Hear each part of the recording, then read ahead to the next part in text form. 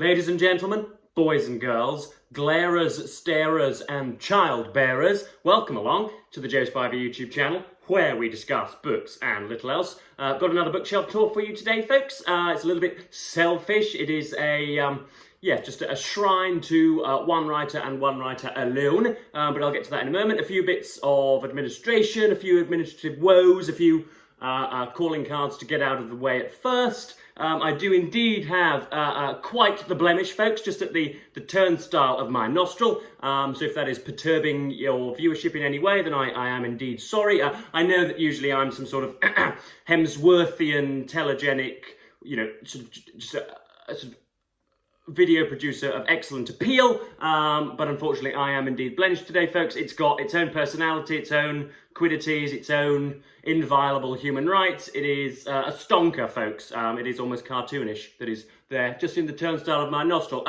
And also it seems that the meteorology here in the north of England is out to get me at the moment, folks. Whenever I am supine in my dressing gown, when I spend the day when I spend the day at home, when I spend my day, pajamaed, when I'm chafing my way through the living room in pyjama bottoms, it's a glorious spring day, and you have the first blue bottles of spring, and everything is gorgeous, and everything is picturesque. And then when indeed I have to shuffle along and do some errands, whenever I have to go into the town and, heaven forbid, consort with my fellow hominids, it becomes, we are blessed with a deluge.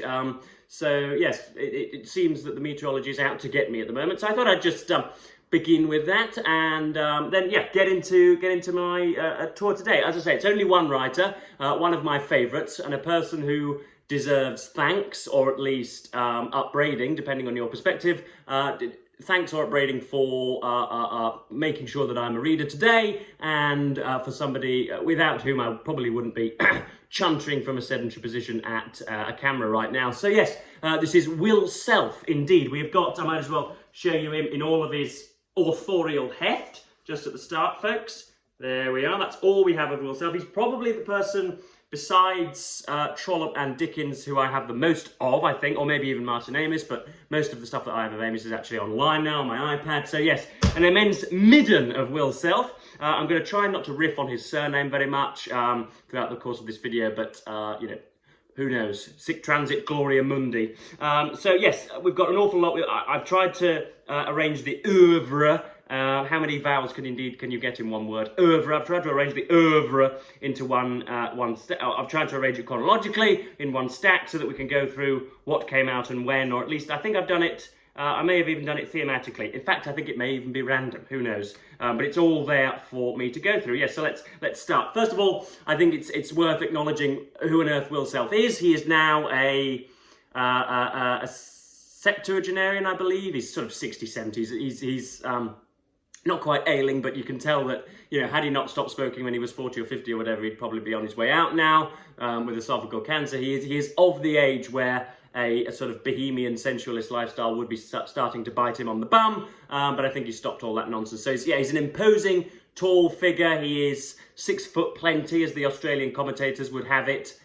He's said to be very, very scary, quite saturnine, quite domineering, occasionally sort of really rather patronising. I've never found it that way, but some people have said that about him. There are all sorts of rumours and stories about the bloke, and some that I will relate here, some that I will omit. But yeah, I might as well lift up one copy whilst I'm outlining the character. This is The Quantity Theory of Insanity, his first book. And I mean, what is he famous for? He's noted. He's notable as he was on the panel of, I'm going to forget the show now, Shooting Stars with Vic Reeves and Bob Mortimer in the 90s. He was known for having, as a sort of luditic, glowering, sort of ridiculously lugubrious and cynical sniggerer in the corner who would quote Seneca or Homer or Trollope or Franz Kafka rather than sort of talk about Kim Kardashian or whatever it is they would do on that show. He is notable for taking heroin on the plane of John Major when he was covering John Major's election campaign for the New Statesman, I do believe. So yes, he was caught shooting up in the toilets, I believe, on his macadamized veins. What else has he done? He has criticised Sally Rooney, which obviously just increased his acclaim in my opinion. But yeah, he's seen, as is typical of the modern era. He is characterised for his doings rather than his writings, as it were, nowadays. But yes, this is the first thing. This is what got him going. I do believe this is the Quantity Theory of Insanity. It's a short story collection. The eponymous one is about where Self posits a world where the amount of sanity in a particular society or a particular epoch or a particular polity, the quantity of it never fluctuates, but it is just redistributed in different areas. There's also another one in here called the North London Book of the Dead, again in which Self really mercilessly and marvellously posits the fact that there are perhaps entire regions of particular cities or of the world that we frequent that could well be peopled with people entirely dead, essentially. How do you know that that individual pushing that pram across the street is in fact dead and is in fact alive? So yeah, I think it's riffing on, there is a sort of East Asian religion that has a sort of some sort of Book of the Dead. It's riffing on that. We've got Ward 9, Understanding the Ouroboros, the Quantity Theory of Insanity, Monocellular, and Waiting. So there it is with a spilt coffee cup there. Next up we have Liver, something that I think yet to get to. I've got this, and it's a really nice, probably a really nice short story collection again, all centering on, or at least having the poetical conceit of the liver. We've only got praise on the back here. I haven't got any blurb to read out. A fictional organ with a surface anatomy of 4 lobes. Now, I mean, what could we... Oh, he's quoting Alexander Pope's essay on man in the opening bit there. Yes, that's liver. How could we typify or characterise Will Self's prose?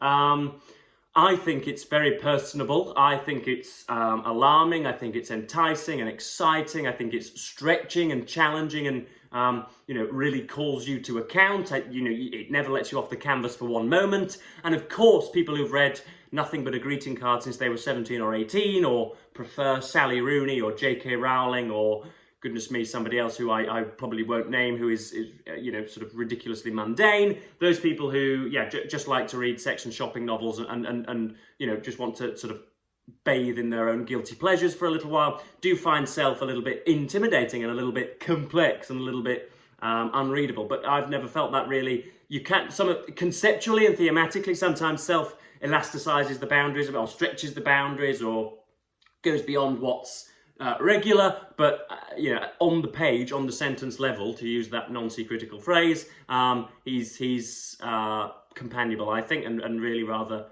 entertaining. Next up, again, we have, this is signed by the author, this is Dr. Mukti and Other Tales of Woe. This is signed by the author at Waterstones, and we've got the signature there, and may as well show you all. There it is, written in pen, which is obviously just execrable and detestable. Again, no blurb to read out, just a load of praise. 4 different books as well, so we can't even get through that. But yes, that's Dr. Mukti and Other Tales of Woe. We have this is featured on the channel a few times. This is fictionalized non-fiction. This is Walking to Hollywood. There with the red carpet rolled out. Apocalyptic humour and fizzing contempt. That's what The Guardian dubbed it and or described it as.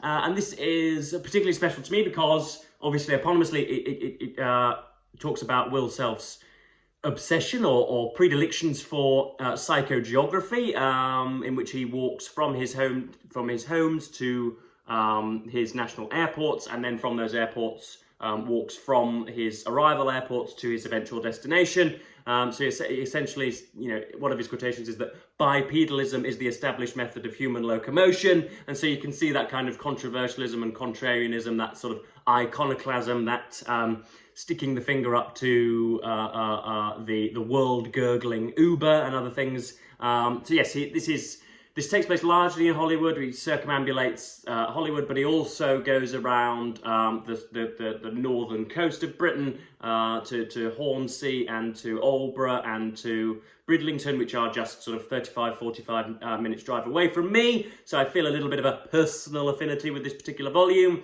But yeah, really, really nice stuff again. And then we're getting into the serious Selfian stuff. He was a bit of a, I mean, Christ, heaven forbid, I don't even know how it was that he managed to get published works out whilst he was a heroin addict, but lo and behold, he managed to do so. But when he sort of cleans himself up, when he, you know, goes through a bit of an edification and starts to become, frankly, a mature individual rather than a selfish nerk, he produces some astounding neo-modernist novels and yeah, some other works that are really jolly good. I'm just going to rearrange this as I'm looking at it now. We've got two other books that I'm just going to sort of, you know, sort of deserve to be mentioned but not to be focused on. This is How the Dead Live, with seemingly some of Joseph's defecation on there, or at least some of his pudding. I'm not sure. There is an indescribable and as yet unidentified or at least undocumented brown smudge on the front of that.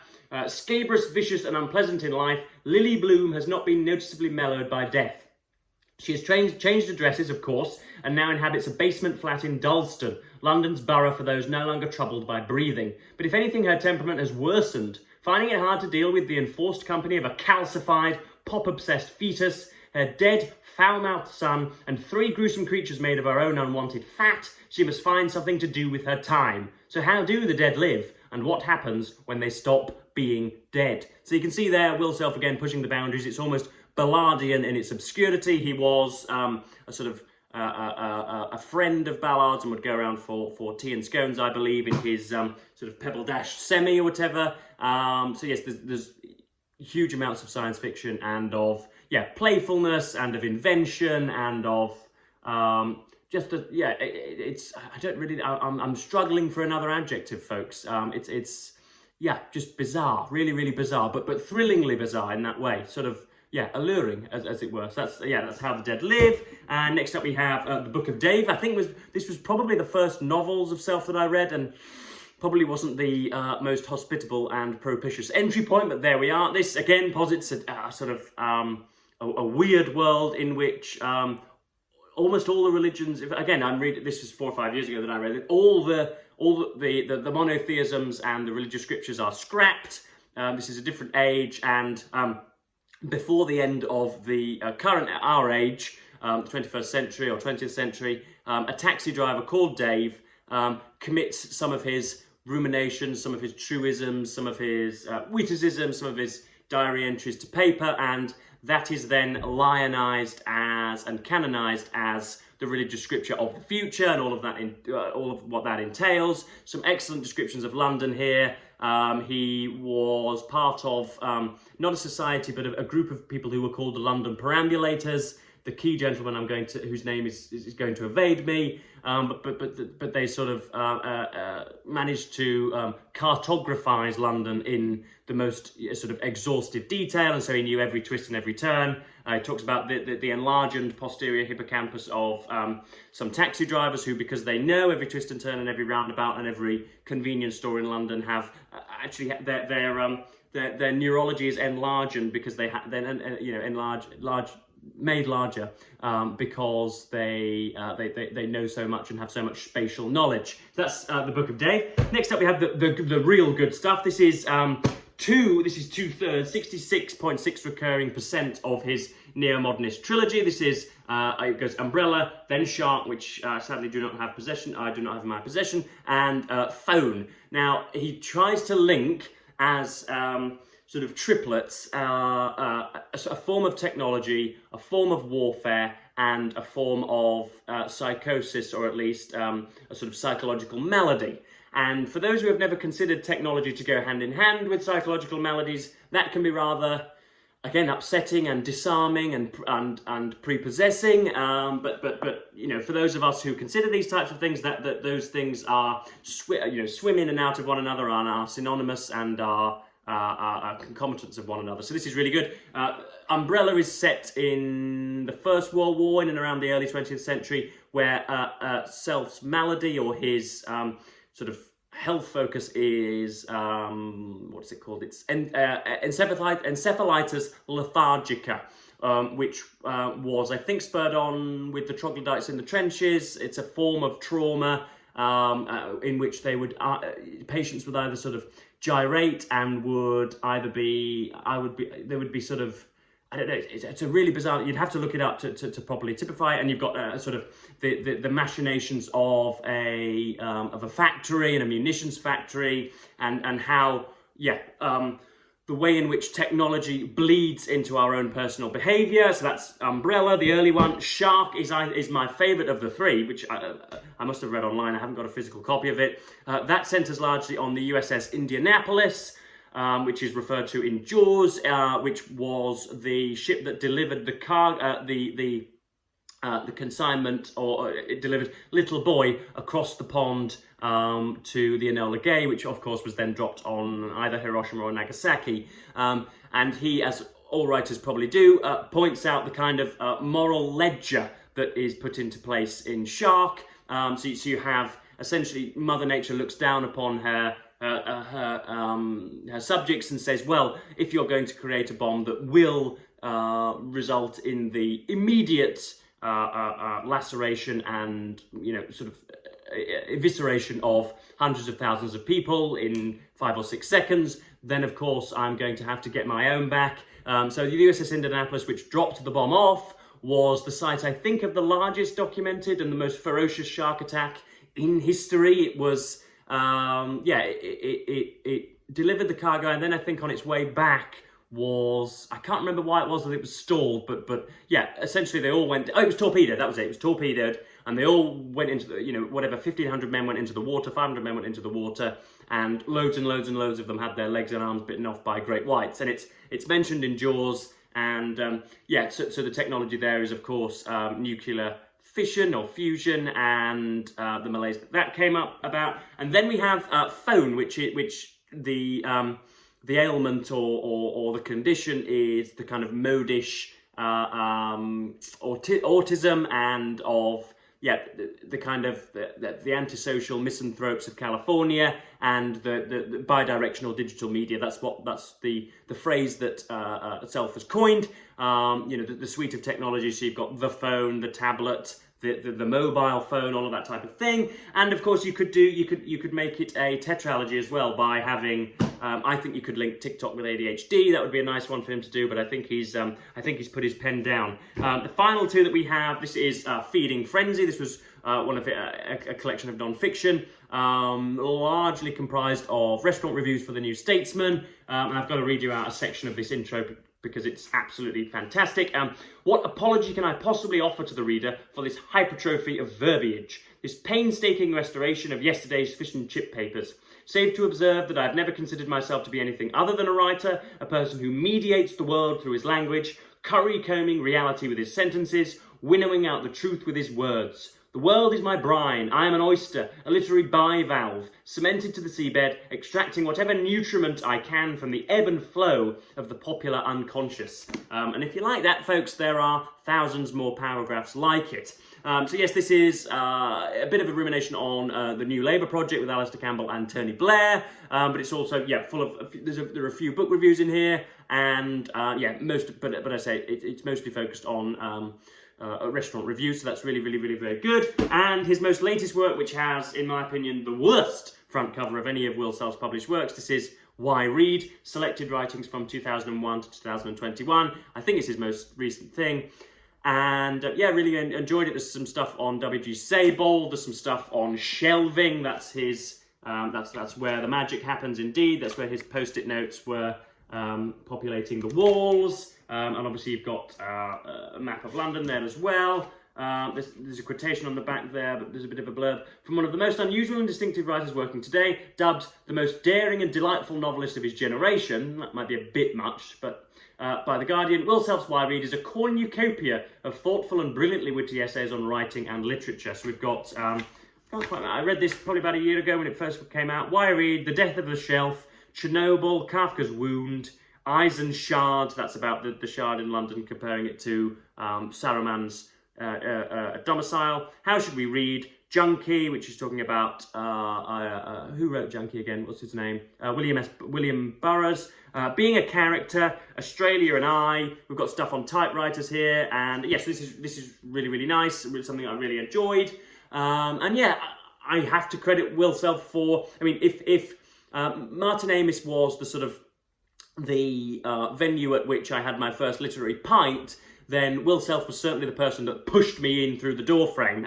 I remember it very distinctly. I was a cardiovascular obsessed a budding professional cyclist when I was about sort of 17, 18, 19. Hadn't really read anything apart from a greeting card since you know, my early days as an adolescent, and me and mother were going to visit my grandmother, and we walked into Morrison's. Other extortionate supermarkets are of course available. Walked to the magazine aisle, and I saw, because I've been rewatching much of Christopher Nolan's films, I saw on the cover of Esquire him sort of completely besashed and accoutred in lots of Gucci or whatever. I was a bit of a hype beast at the time and liked luxury fashion.